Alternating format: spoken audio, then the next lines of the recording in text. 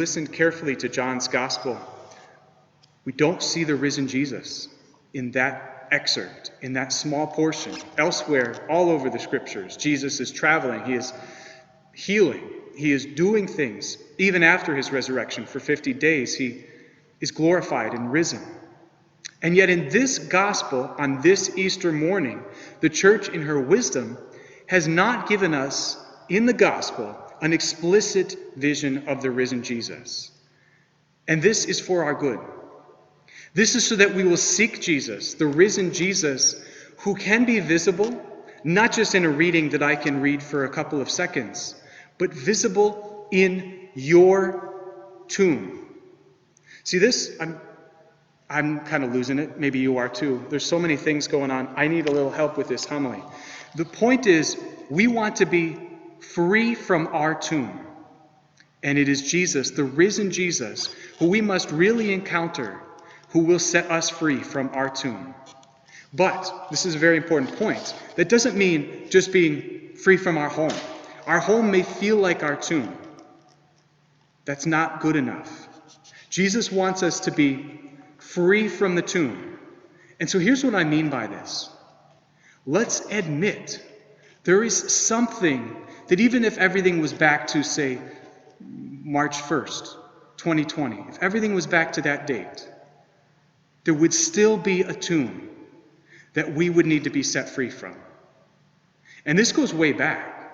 I mean, maybe it was something from our past, our childhood. Maybe it was some fear that we let get big and big and big. And so we live in this fear and anxiety. And don't get me wrong. Anxiety can be a real concern. We want to deal with that in a healthy way, with counseling, with prayer, and all of the other things. But at the same time, there's a deeper tomb. There's a deeper grave that we live in. And so we've got to admit to ourselves, what is that? Is it some sin? Is it some addiction? Is it some practice?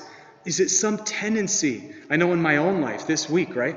My tomb has been social media. I've been trying very hard to get our churches ready, and with many others helping me. Thank you if you have helped.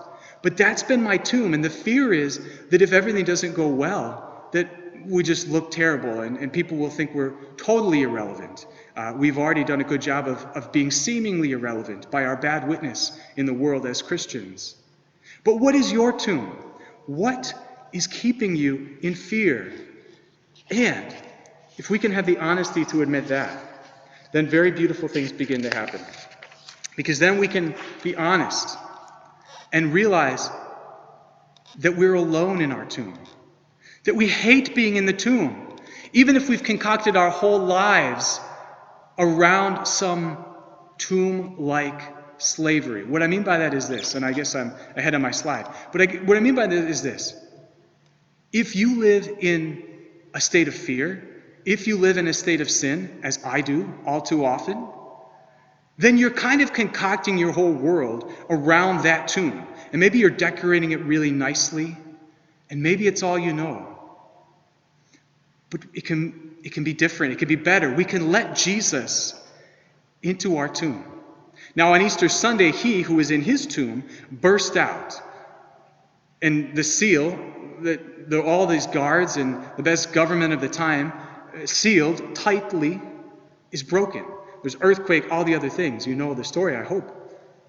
But for us, our tomb, Jesus can set us free, but we've got to let him in.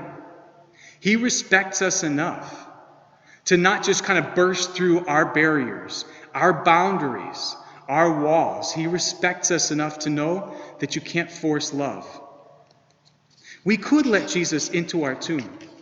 If we did that, Jesus will unlock us. He will unlock the tomb. He will set us free. And here's how he does it.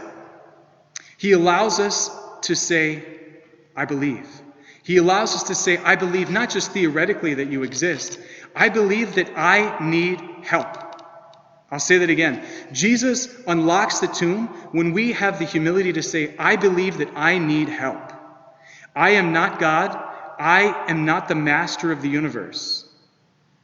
I need the help of the Master of the universe, and that is Jesus Christ. And when we do that, when we have that humility to make that act of faith in our own words, or if we are a Catholic, if we know these words, an act of contrition.